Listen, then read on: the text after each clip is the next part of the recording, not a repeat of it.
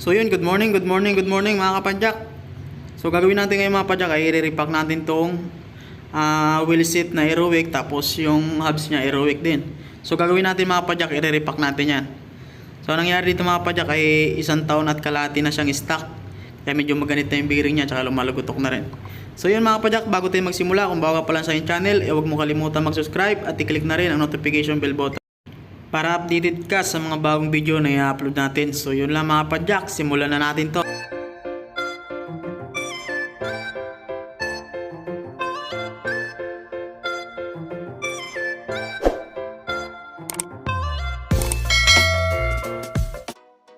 So yun mga kapadyak, gamit lang tayo dyan ng pansilsil, tapos pukpukin lang natin siya mga kapadyak. Dandahan lang pagpukpok niya mga kapadyak ha, para hindi natin masira yung ihi o kaya hindi natin masira yung bearing.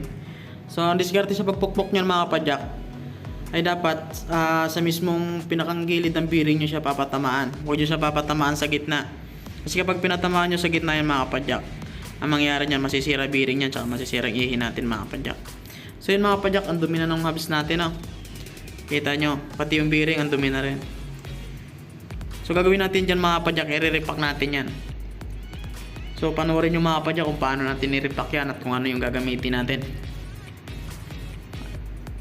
So yun mga kapadyak, ang size ng bearing natin ay 6902 2RS. So ang bearing nito mga kapadyak ay 4 na klase o 4 na size. Kaya pag nagbaklas kayo, tingnan nyo na mabuti yung size ng bearing, para kapag sa susunod may idea kayo kung anong size ng bearing ng mga hubs ninyo.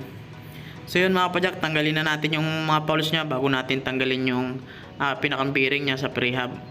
Kasi kapag tinanggal natin yung bearing tapos di natin tinanggal yung fouls, maaaring tumalsik yung mga fouls nya mga kapadyak. Kaya kailangan tanggalin muna natin yan bago natin i-remove yung bearing. So yun mga kapadyak, ang gagamitin ko dyan ay yun din yung ginamit ko kanina sa pantanggal ng bearing. Yan, madali lang naman tanggalin niya mga kapadyak, basta yung pagpukpok nyo ay sakto-sakto dun sa pinakang bearing talaga. Okay.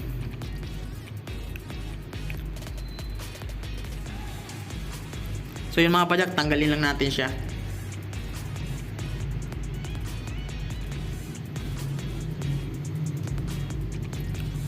Kapag nagtanggal kayo nito mga kapadyak, ingatan nyo na mabuti, lalo na dun sa mga fouls, kasi yung fouls nyan mga kapadyak ay maliliit. So yung hubs pala natin mga kapadyak ay 6 fouls. Ang model nito mga kapadyak ay Aerowick EM 6.2. Yan yung bagong Aerowick ngayon mga kapadyak. So ang fouls nyan ay maliit, hindi siya katulad ng mga Aerowick nung mga naunang Aerowick. So bago natin siya linisin mga kapadyak, tanggalin muna natin siya ng rubber. Yan, kaya pag bumili kayo ng bearing mga kapadyak, mas magandang bilhin yung rubber na bearing, para nabubuksan nyo siya, natatanggal nyo yung rubber, tapos na i-spray nyo yung mga bulitas o yung pinakang bearing natin. Huwag kayong kukuha ng mga silyado na bearing mga kapadyak, kasi hindi nare-repack. So yun mga kapadyak, tapos na natin siyang tanggalan ng rubber. Tapos yung rubber natin mga kapadyak, ilagay natin sa isang tabi para hindi mawala yan, lalo na yung mga fouls mga kapadyak, kasi maliit na maliit yan. Tapos mga kapadyak, ilagay natin sa tabo yung bearing natin, tapos babara natin siya ng degreaser. So yun mga kapadyak, ang gagamitin ko lang dito panlinis ay degreaser lang. So hindi na ako gagamit ng diesel mga kapadyak. So degreaser lang gagamitin ko mga kapadyak. Kasi bababad ko muna ng ilang minuto yan dyan, tapos lilinisin muna natin yung ating mga rubber mga kapadyak. So yun mga kapadyak, kapag naglinis kayo ng ganito, bearing lang ang ibababad natin sa degreaser mga kapadyak Yung ating mga rubber mga kapadyak, wag natin ibababad sa degreaser yan o kaya sa diesel, kasi malulusaw yan, matutunaw yan mga kapadyak. Kasi ang ating rubber mga kapadyak ay guma lang. So hindi natin siya pwedeng ibabad sa diesel o degreaser, kasi matutunaw yan mga kapadyak. Kaya gagawin natin dyan mga kapadyak, pupunasan lang natin yan. So yun mga kapadyak, gagawin natin, pupunasan muna natin yung ating mga rubber.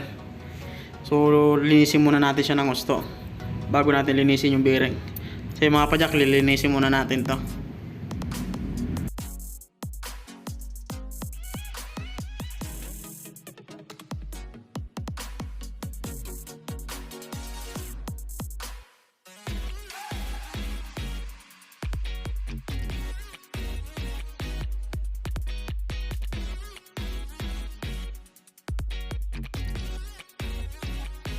So yun mga kapadyak, lilinisin na rin natin yung ating mga fouls. Yan yung sinasabi ko sa inyo mga kapadyak, kapag ka naglinis kayo niyan, ingatan nyo lang kasi maliliit yan mga kapadyak. So kapag ka nawalan kayo ng isa niyan, tapos wala kayong stock o wala kayong reserba, so magkukulang na yung mga fouls ninyo o kaya yung spring. So yan yung isa sa iingatan nyo mga kapadyak, na wag magkulang yan mga kapadyak.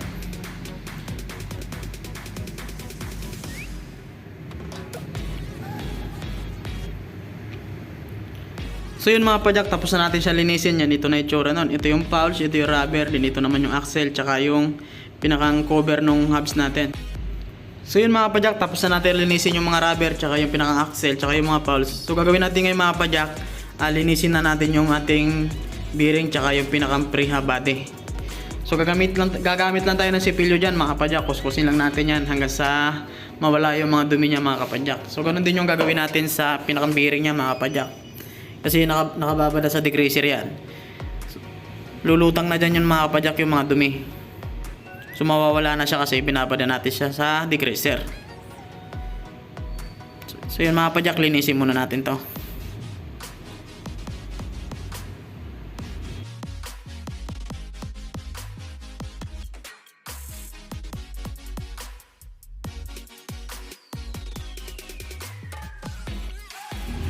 So yun mga kapadyak, tapos na natin siya linisin.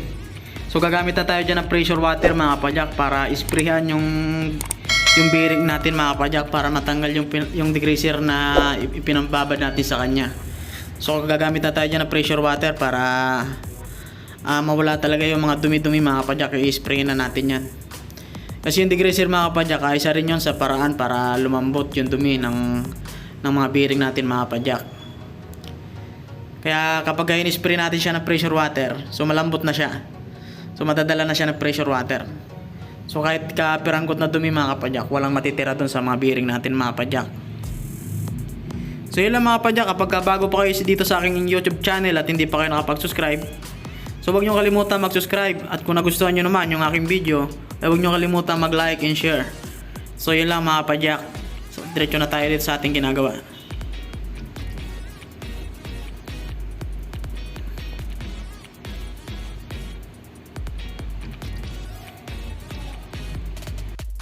So yun mga kapadyak, tapos na natin siyang sprayan ng pressure water. So gagawin natin po, gamit na tayo ng malinis na basahan dyan, tapos pupunasan lang natin yan.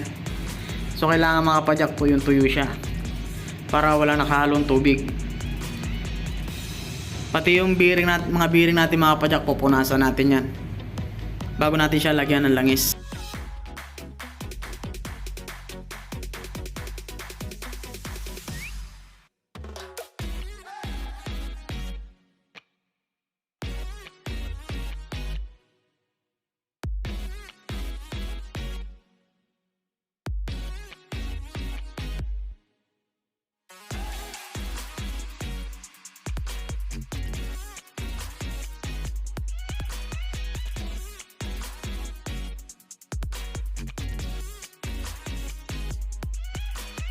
So yun mga kapadyak, tapos na natin siya punasan. So gagawin natin, lalagyan na natin siya ng langis, o lalagyan na natin siya ng oil. Yan. So papatakan natin mga kapadyak, yung pinakang bearing lang papatakan natin ng langis. Tapos iikutin lang natin siya na ikutin para yung tubig talaga mawala, matalo siya ng langis, mapapalitan siya ng langis mga kapadyak. So bakit nga ba natin siya nilagyan ng langis? So kailangan niya mga kapadyak para ang bearing natin hindi kalawangin. Kaya lalagyan natin siya ng langis. So pagkatapos natin siya lagyan ng langis mga kapadyak, saka na natin siya lagyan ng grasa. Okay.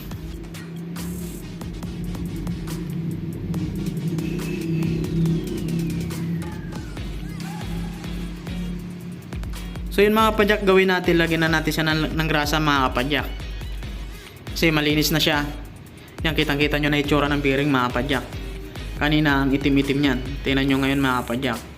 So ang ginamit natin dyan, degreaser lang. Ibinabad lang natin sa degreaser yan. Tapos kinuskus natin siya ng sipilyo. Tapos inisprayan natin ng pressure water. So yun lang yung ginamit natin mga kapadyak. Back to normal na yung mga hubs natin. So ito yung ginagawa ko mga kapadyak kapag may nagpaparepack sa akin. So iyan yung ginagawa natin proseso. Hindi tayo gumagamit ng diesel mga kapadyak. Pero minsan mga kapadyak, gumagamit ako ng diesel sa mga sprocket o kaya kadena na kalawangin. So doon ko ginagamit yung diesel. Pero pag sa bearing mga kapadyak, degreaser lang yung ginagamit ko dyan. Hindi ako gumagamit ng diesel dyan.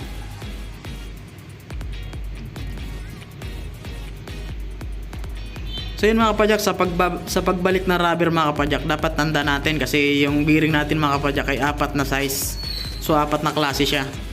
Hindi siya magkapare-parehas mga kapadyak. Kaya dapat tandaan nyo yung pagbalik nyo ng rubber. Baka mamaya yung maliit na isalpak nyo sa malaki. Tapos yung malaking bearing naman ay isalpak nyo doon sa maliit. So yun mga kapadyak, gagawin natin, ilalagay na natin yung pinakang bearing dito sa Prea body. So pero bago yun, lagyan natin siya ng grasa. So yan yung wag ninyong kakalimutan mga kapadyak. Kapag naglagay kayo ng bearing, importante talaga yan, may grasa. Kasi isa yan sa dahilan mga kapadyak para umismot yung galawan ng mga bearing natin mga kapadyak. So gagawin natin dyan mga kapadyak, pupukpukin lang natin yan kasi wala tayong special tools para dyan. So magdi-dayway lang tayo mga kapadyak. Pero yung sinasabi ko sa inyo kanina pa mga kapadyak, kapag nagpukpuk kayo, yung gilid lang ng bearing ang papatamaan nyo. Huwag yung pinakang gitna mga kapadyak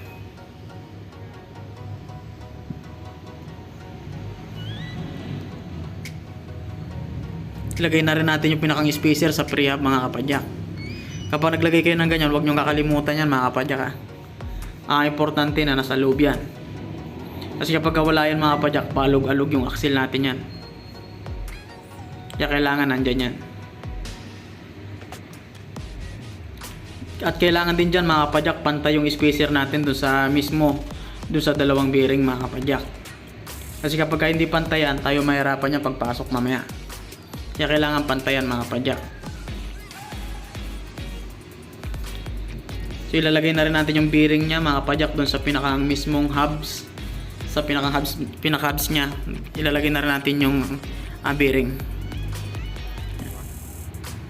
So malambot lang naman ibalik yan mga kapadyak, madali lang ibalik, basta saktuhin nyo lang yung pagpukpok nyo. Huwag yung pabasta-basta. Kasi kapag pabasta-basta yung pukpok nyo dyan mga kapadyak, doon nagkakaroon ng sira yan. So, doon nagkakaroon ng pamali-mali yung tama nung pampukpok ninyo. Kaya dapat sakto. So yun mga kapadyak, ilalagay na rin natin yung pinakang rubber nya, yung pinakang takip dun sa pinakang hubs nya mga kapadyak. Kasi kapag wala yun mga kapadyak, madali pasukin ng dumi yung hubs natin. Kaya kailangan ibabalik natin yan.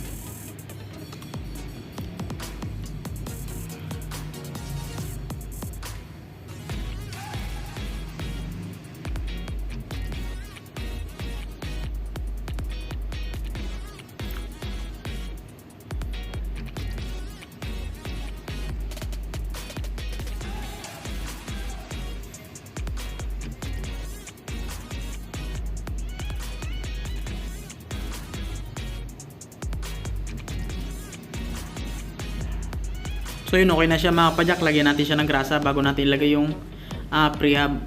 So bago natin nilagay yung prehab mga kapadyak, meron pa yung isang spacer na para dun sa ihi o dun sa axle natin mga kapadyak. Huwag natin kakalimutan yun manipis na manipis lang yun mga kapadyak.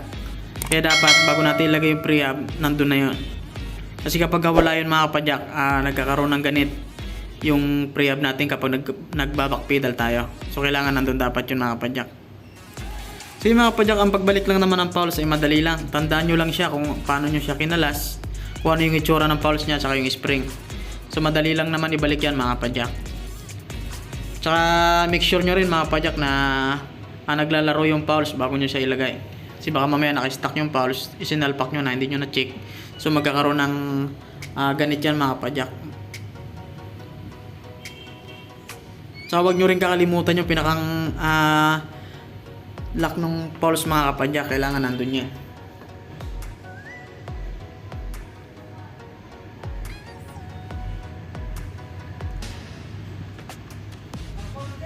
So lagyan muna natin siya ng grasa bago natin siya ibalik. So yan mga kapadyak, sasalpak na natin siya. Sa pagsalpak nyan mga kapadyak, hindi na natin gagamitan ng istro yan o kaya tali kasi hindi naman natin ini-edit yan. So nirepack lang natin yan mga kapadyak. Kaya hindi na tayo gagamit ng tali dyan para pantali doon sa pawls. So yun mga kapadyak, tapos na yung ginawa natin, yung nirepack natin, nabuo na rin natin siya. So titingnan natin ngayon kung smooth na ba siya mga kapadyak. So yun mga kapadyak, hanggang dito na lang yung video natin. At kung bago pa lang kayo dito sa aking YouTube channel mga kapadyak, huwag nyo kalimutan mag-subscribe at i-click na rin ang notification bell button para updated kayo sa mga bagong video na i-upload natin. So yun lang mga kapadyak, maraming salamat.